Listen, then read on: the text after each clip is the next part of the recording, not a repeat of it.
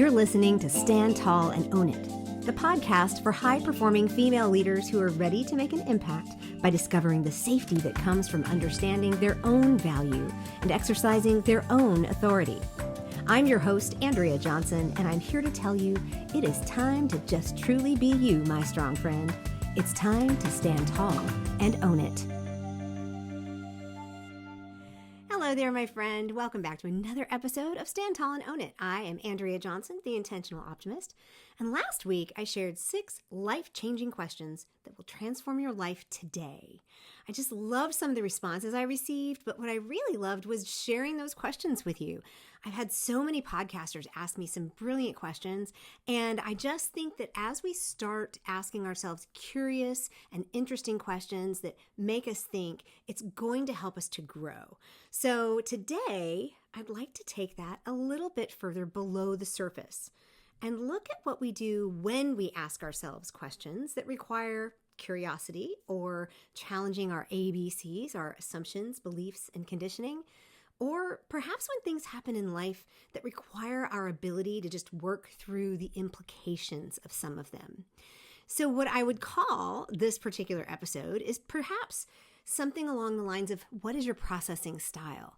And just to start with, I am not a psychiatrist or psychologist. I am not a counselor, but I am a coach, and I am someone who's been on a really long personal growth journey. And I like to be able to understand things, and I like to put them in ways that other people can understand them. So when I say, and you hear this a lot out there, you hear things like, oh, I've got to process this. Well, what does that mean? So the definition I like to work with is that we process, when we say we're processing something, it's the mechanisms by which each individual person takes in stimuli or situations or events, thoughts, actions, reacts to them, and then behaves. So we take in information, we react, and we behave. That full process is called processing. That full cycle, I should say, is called processing. It could be something as simple as thinking through ideas or options for where you're going to eat dinner, what's your restaurant choice. It could be evaluating the pros and cons of bigger decisions like job careers or relationships and that kind of thing. But it could also be understanding things that have happened to you in your past or that are maybe currently happening that are a little bit bigger and that take a little bit more time to work through. But it could also mean evaluating emotional or bodily responses to a specific situation or circumstance. And a good example of this, or the way I would explain that, is when we talk about someone's body being triggered or having a trauma response to something. I had this happen recently, and it took me about all day to process through what was happening and to actually figure out how I wanted to react or act in the future, maybe to be proactive about it. Now, there may be several things, if I'm explaining this well, that are popping into your mind that you've either processed recently or are currently processing, like life choices, relationship issues, medical issues, maybe even spiritual issues, or, good grief, the current events that are happening in the political mayhem in the United States right now. There's a lot to process. Am I right? So the reason why it's important to stand tall and own how you process is because just like any other piece of information that you discover about yourself, this is a piece of the puzzle. This is a piece of the puzzle of you. And then you get to place it where you want and use it to your advantage. You get to figure out why certain situations or processes don't work for you. I'll give you some examples later on. And you'll figure out how to put yourself into situations that will work for you. You can give yourself permission to process whatever you need in the way that you need it and most effective for you, not someone else. And you'll get to learn how to put or recruit specific people in your life who will support and celebrate how you process. They'll give you the space you need. But for me, I'm sure there's probably people out there that have like long lists of the different types of processing that there are. I don't have any like special access to any of this stuff. Like I said, these are my examples. And I break it down into two main types. I try to make it simple. I spent over 20 years, 22 years in the medical field. And so whenever anything happens in our family, people come to us or come to me and they say, Andrea, especially my sister, she'll say, tell it to me like I'm a 5-year-old. So I learned to put things in simple language and to break it down into bite-sized chunks that we can understand. So for me, I see two main types of processors, internal and external.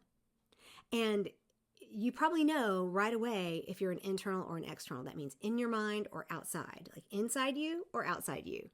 But on top of that, I see, or not on top of that, below that, I see one more layer. So we process big things, but then we refine them. So I like to say there's internal and external processing, and there's internal and external refining. Think of it like you're going gem mining or something, and you go down into the mine and you take your pickaxe and you get something off the wall. I'm probably using all the wrong terminology there. And you come out with this big hunk and you think, oh, I'll bet this is gold, or I'll bet this is a diamond. And you go out in the sunlight and, or however you want to do it, whatever works for you. I'm giving you a hint here. I'm describing my process. I get it. I go out in the sunlight and I, knock on it with some other tools and I wash it and I let other people look at it. And then we figure out it's just a piece of dirt or it's an actual jewel. I'm just telling you right there, that's my process. I am that type of processor. So what kind of things, before we get into what I am or what you are, there are certain things that might give us clues as to what determines what type of a processor you are. Now, I did a 10-episode series on tools that I found very helpful to have in my toolbox for my personal growth journey. I did these back in the spring of 24, so it's I guess March, April, and I'm going to reference a few of them here, and I'll let you know, and we'll put them in the show notes if I reference them specifically. But if you're interested in some of those tools, just scroll back up to early on. You'll see things on DISC and Clifton Strengths and Enneagram and that kind of stuff.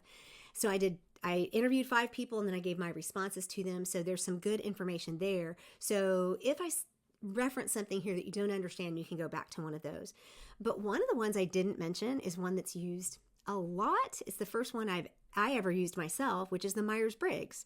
It's more commonly known as MBTI, and it literally tells you how you process or generate energy, like what drains you and where you get your energy. So that's one that we can use to look at. So these are tools that'll help you understand how you process. The second one, and I did do a couple of episodes on this one, is the DISC, and I'm also a DISC consultant, so I understand this one very well. This one talks about and explains to you how you receive and give information. It's the patterns that we use in our speech and our nonverbal communication.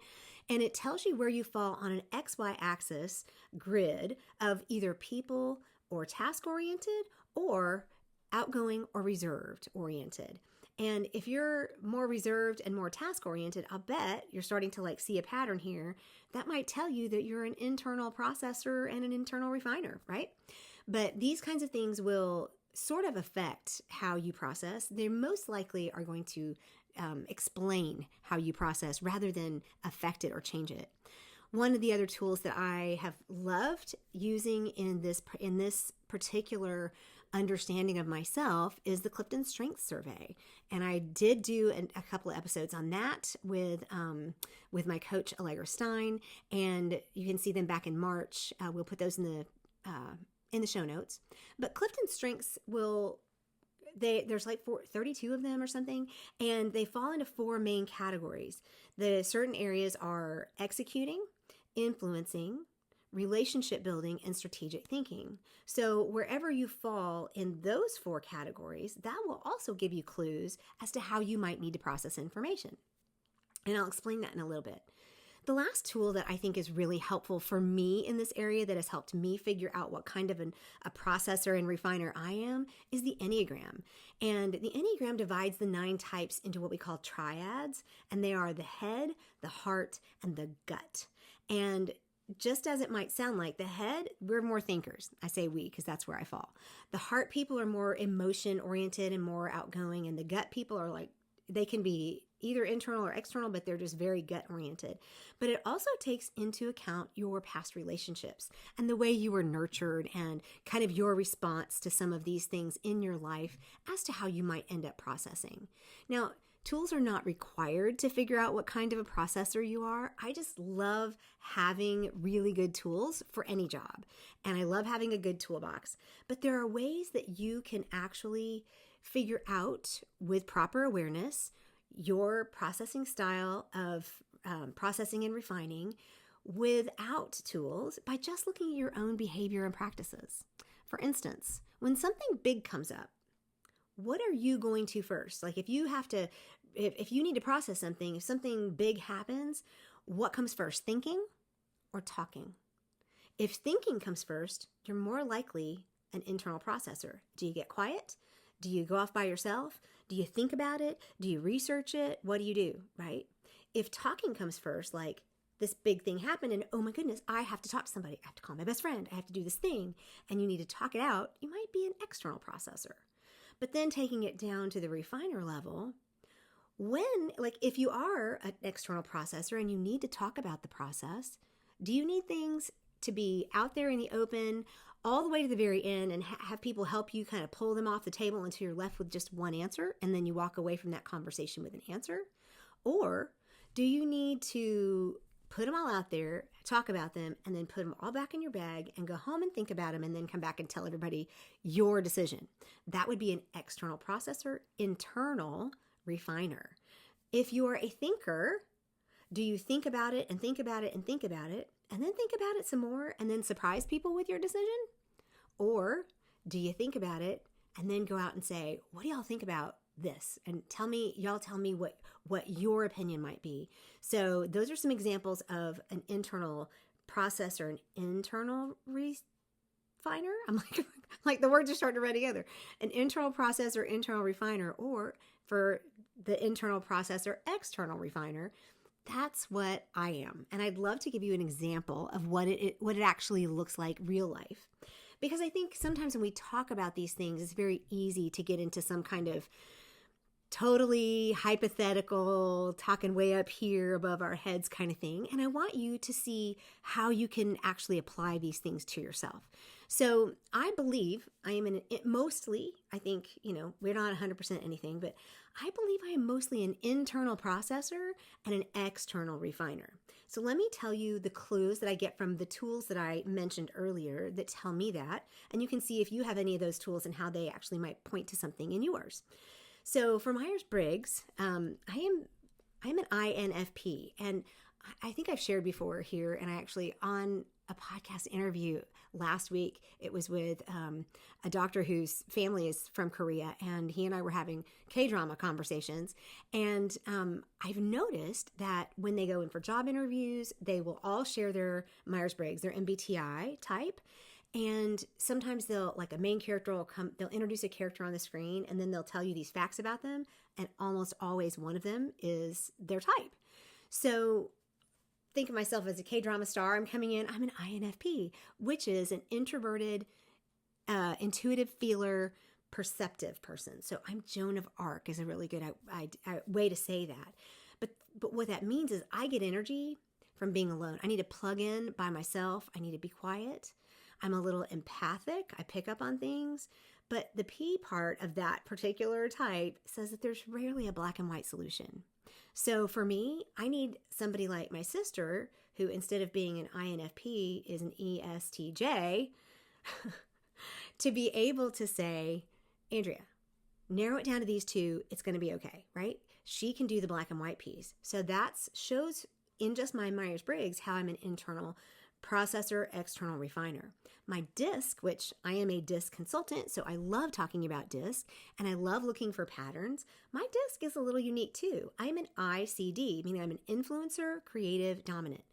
And that type is called the leader, but the C is a close second to that top I, and the C is the detail person. It's all about getting the details, the right answers, but the high I fears rejection. So I want to think about it first, make sure I have something that's worthy of putting out there for people to look at and kind of work the kinks out, because I wouldn't want anybody to say, Andrea, did you think about that before you said it? That's my worst nightmare, y'all, is for somebody to say, did you think about that before it came out your mouth? So as far as DISC is concerned, this is what shows me another arrow pointing at this internal processor, external refiner. Now for the Enneagram, I am a 6, which is the most unique, one of the most, I guess it's most unique. It has the most options of all the different numbers. And so I call myself a self-preservation counterphobic 6-wing 7, which if you know Enneagram, you know that's a thing. But what it means is that I'm in the head triad, meaning I'm a think first person. I don't always trust myself. Therefore, I am an external refiner. I don't trust myself to make it. 6s have trouble with authority, and part of it is our own. So I need other people's opinions. And one of the jokes about the 6 is that they like to make decisions by committee. Now, I might internally process something and go to 5 people and ask their opinion. Now, some will say no, some will say yes, some will agree, not, whatever. And it may be that one person agrees and 4 people disagree, but if that one person validates what I was thinking, that's usually enough for me. Is that interesting? But I'm an external refiner, and so I need other people's opinions and ideas in those areas. Now, in Clifton Strengths, my top few are included relator and strategic. So both of these highlight the fact that I'm both a strong relationship building person and a strategic thinker, which just kind of continues to point to that. At least one of them is internal and one of them is external. It just doesn't define which one. So if I'm not using tools and I'm just looking at my own behavior or the things in my life, the way I do things, I can tell you that I am a daydreamer. Sometimes at night, I just lay awake in bed and I run scenarios through my head. There are times that this can get out of hand, but a lot of times I will think through the pros and cons before I ever even get to a conversation about something. I will redecorate or renovate my house. I've probably done it 150 times, laying in bed, looking at the ceiling. And so sometimes I can't fall asleep because my brain is going, because I am an internal processor. But there are other times that I don't even realize that I've been thinking about something until I say it out loud to somebody like my husband. I did this to him yesterday. I said, I need to tell you something, or I need to have a conversation about something, but do you ever have times when you realize you've been thinking about something for a really long time and you didn't realize it? And then you need to talk about it and you realize you need to give somebody background. He goes, oh yeah, because my husband's also an internal processor. But a lot of times I just don't even know that it's going on. It just is so innate and it just happens. However, here's what most people know about me.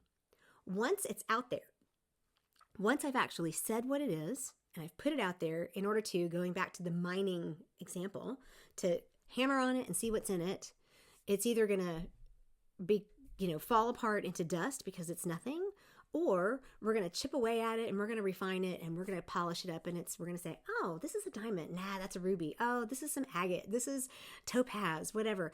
But they know, most people who know me well, know that once it's out there, that means I've already thought. I don't usually bring an idea to the table unless I say, I'm just spitballing here. And then most people take a breath and say, what's she going to say? But that's how I know these things about me. So what about you? I want you to take the time to either look at the tools that you have or ask yourself those questions, right? Am I a thinker first or am I a talker first? And do I need to finish out the talking with other people, or do I need to finish out the thinking by myself? Because when you're not aware of how you process, it's really easy to get pulled into situations, organizations, relationships that will not honor how you need to process. For instance, when my husband and I first started dating, and this is just normal, but we will be married 30 years in May of 25. And when we first started dating, we had an argument. I know, it's shocking, isn't it? So we had an argument and I said, I need to walk away. And his first response, and we all do this, right, was just, oh, don't go, right? And he grabbed my arm. Boy, was that a mistake, because I turned around and gave him the 1,000-yard death stare and said, let go of my arm. So he dropped it really fast. And I said, I will be back. I don't know how long it'll be, but I need to go think about this. Well, he learned right then and there that I am not an external processor. I am an internal processor, and I need to go think about it. Came back. Eventually, we talked about it, and from then on out, from there on out, and that point forward, he knew that if I ever said I need to walk away, he just needed to let me walk away, and it has made all the difference in our relationship. But if you put yourself, because you're not aware of what you really need, if you put yourself into a situation where that is not honored, this is a recipe for, at best, conflict, internal or external, at worst, trauma. And I would love to help all of us figure out ways to avoid those kinds of things. So let's talk about, if you are an external processor, like my mother, who would, gosh, it was like she could take Mary Poppins' bag of ideas or thoughts, dump them on the table, and we would paw through them. And she would say, I'm just talking out loud, y'all. And we would be like, no, you're thinking out loud, but that's okay, because the rest of us are internal processors. She would dump all of that Mary Poppins bag on the table. Sometimes she would scoop it all back up and put it in and walk away. And we're like, what happened there? Did we decide something? Sometimes she would take 2 or 3 ideas and walk off, and we're like, oh, okay, she decided. And then she would come back, put them down, pick up another one and say, this is the decision. And we're like, you changed your mind. What we didn't realize at the time is that while she was an external processor, she was an internal refiner. So if, like my mom, you need people around you who understand that you need to brainstorm or just talk things out. My dad, unfortunately, would call it verbal vomiting. It was like, I just need to get this all out. If you need that, then that's the kind of environment or the people you need to be around. If you're an internal processor like me, you need to be around people who are willing to give you that space and time to process what you need without rushing you or invading your space, just like my husband had to learn early on in our relationship. So there's a boundary aspect to understanding this particular puzzle piece about yourself. So I'm super curious to hear what type of processor you might think you are. Are you an internal processor and an internal refiner where you think, and come to shock the rest of us with your amazing decisions? Or are you an internal processor, external refiner, where we get to help you polish it up and make a good decision? Or are you an external processor, like my mom, who then goes off and decides and comes back and we're like, wait, what? But as long as we know that, then we know how to love you and how to support you in your processing and your decision-making processes. But if you're an external processor, an external refiner, that's kind of fun for some of the rest of us. Dump the whole Mary Poppins bag out there and eliminate till you get the right one. And then we know that you've got the answer that you need. Because here's the deal. When you stand tall and own your processing style, you can start to recognize it in others. It's that puzzle piece that you get to use to your advantage to both help yourself and to help other people. For instance, the things that I said early on when I started talking here in this episode, one of the things that you can do when you know what your type is, what your what your processing style is you can figure out why certain situations and processes don't work for you. If you're an internal processor, like me, you might be terrible in an argument. Like, seriously, I will think of something tomorrow that I should have said to you yesterday. I'm terrible. My sister is the queen of zingers. Me, I'm the queen of stuttering and sarcasm and even crying. I just can't do it. I am just not good at that kind of thing. And if you're an internal processor, you may not even be good at brainstorming. You might sit there like with your mouth hanging open while everybody else is like bling, bling, bling, throwing stuff out. But if you're an external processor, what if you've got a teacher or a parent who, when you were younger, would say to you, you need to go sit and think about what you did wrong. And you're sitting there going, well, what did I do wrong? Or can we talk about it a minute? Can you tell me what it is? It may not be that you didn't really know, but if you're an external processor, going and thinking about it is not the first thing you need to do. And as an adult, you need to be able to say, hold up, that's not how it's going to work for me. So not only do you figure out how to put yourself and keep yourselves out of processes and situations that don't work for you, but you can figure out how to put yourself into situations that will work for you, right? So as an internal processor, you might want to give yourself time for daily or weekly meditation, journaling, even a retreat. I have a business colleague who takes retreats every so often, and my sister-in-law is really good about it. And she will even say, I think for this retreat, I'm going to process this topic. I'm like, gosh, that is so good. I'm so jealous. Like, I live vicariously through my sister-in-law. But if you're an external processor, you might want to schedule time with some trusted friends or colleagues where you can just share your heart or just talk about stuff until you get things resolved and you have some better answers. The other thing you can do for yourself is give yourself permission to process whatever you need in the way that is most effective for you, not somebody else, right? If you're an internal processor, you need time to think and then talk. Remember my dating example? You have to give yourself permission to say, stop. I need to step away. When I'm ready, we will talk. And they need to be able to respect that because you've given yourself the authority and the permission to do that. If you're external, you might say, look, I can appreciate that you think I need to go think about this, but I need to talk it out, and ask permission to talk it out first and then go think.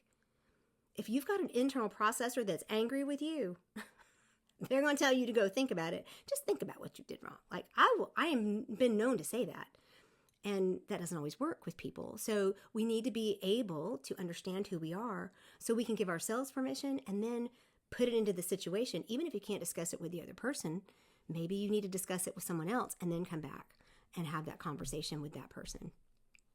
But the other thing, and the most important piece, is you learn how to put or recruit people into your life who will support and celebrate how you process.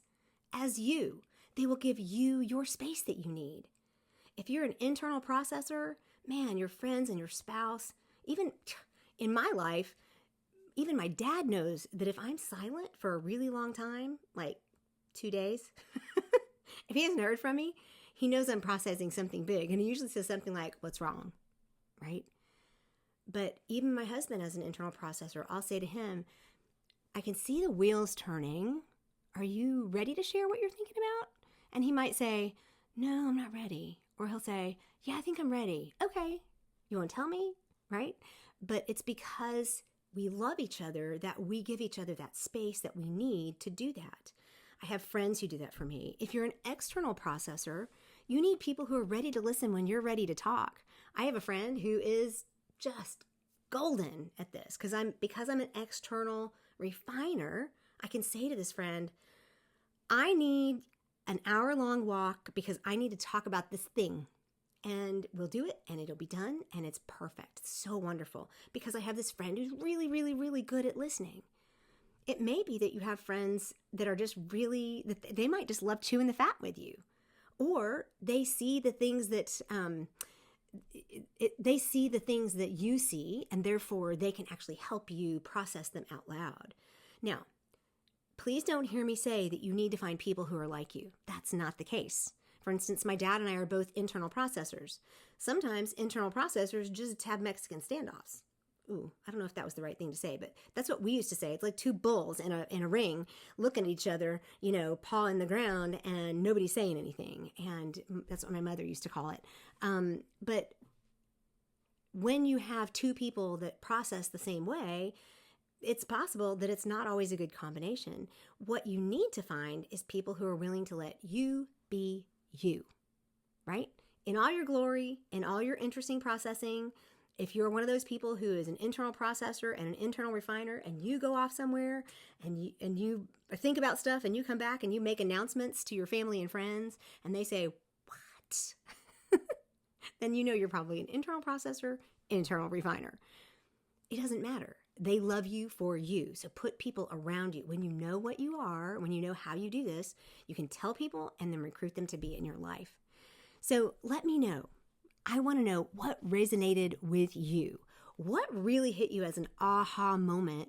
And you said, oh, Andrea, I never thought of it that way. Or, Wow, that was so validating. Thank you for saying that out loud. I needed somebody to say that out loud for me.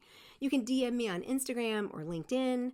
I answer all of those myself. You can email me, Andrea at The Intentional Optimist. If you're on my newsletter, you know that things are probably going to come through on the newsletter that have something to do with the topics that we talk about here in the podcast. And I would love for you to just hit reply and tell me what worked for you. If you're on YouTube, then you can just drop a comment below. And while you're there, make sure you hit subscribe. Or if you're in the podcast apps, just hit follow on your favorite podcasting app. That will help me, and it'll make sure that you don't miss any more amazing upcoming episodes. It is time to stand tall and own it, my friend. All of it. All of you as you are. Until next time.